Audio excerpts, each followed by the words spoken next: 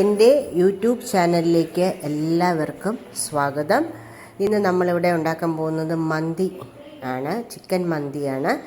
അതിന് വേണ്ടി എടുക്കേണ്ടത് 1 കിലോ ചിക്കൻ, കുറച്ച് വെളുത്തുള്ളി, കുറച്ച് ഇഞ്ചി, പിന്നെ മന്തി പാക്കറ്റിൽ കിട്ടുന്ന മന്തി മസാലയുണ്ട്. ആ മസാലയും കൂടെ ഇട്ടിട്ട് നന്നായിട്ട് നമ്മൾ മിക്സ് ചെയ്ത് കൊടുക്കുക. കുറച്ച് ഉപ്പും കൂടെ ഇട്ട് നന്നായി നമ്മൾ കൈകൊണ്ട് മിക്സ് ചെയ്ത് എടുത്ത് വയ്ക്കുക. കുറച്ച് സോൾട്ടും കൂടെ ആഡ് ചെയ്യണേ. നല്ല ഉപ്പും കൂടെ ചേർത്ത് നന്നായിട്ട് നമ്മൾ മിക്സ് ചെയ്യണം. മിക്സ് ചെയ്ത് ഒരു 10-20 മിനിറ്റ് അത് ഒരു സൈഡിൽ സൂക്ഷിച്ച് വയ്ക്കുക. കണ്ടല്ലോ. അതിനുശേഷം കുറച്ച് വെള്ളത്തിൽ അരി ഒരു മണിക്കൂർ സോക്ക് ചെയ്തെടുക്കുക, കുതിർത്ത് എടുക്കുക. അതിനുശേഷം നമ്മൾ ഈ മാറ്റി വെച്ച് 20 മിനിറ്റ് മാരിനേറ്റ് ചെയ്ത ചിക്കൻ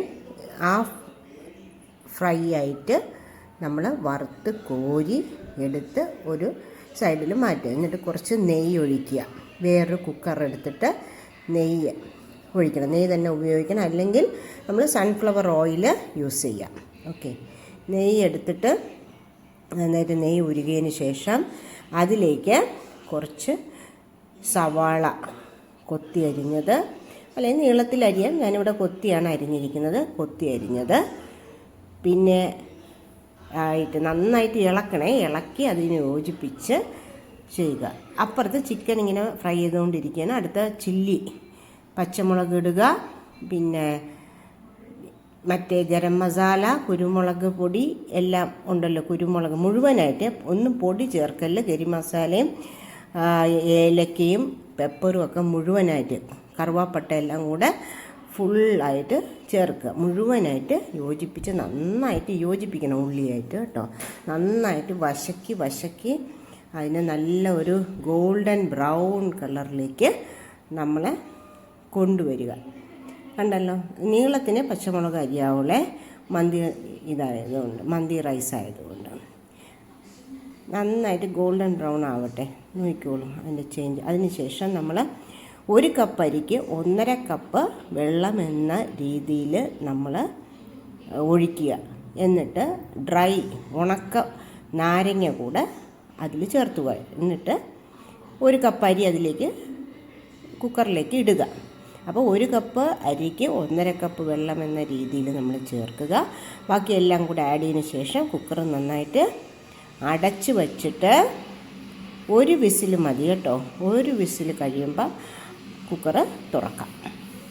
അപ്പോൾ നമ്മൾക്ക് ഏതാണ്ട് ചിക്കൻ റെഡി ആയിട്ടുണ്ട്. മാരിനേറ്റൊക്കെ ചെയ്തിട്ട് നമ്മൾ ഫ്രൈ ആയിട്ടെടുത്ത ചിക്കൻ റെഡി ആയിട്ടുണ്ട്.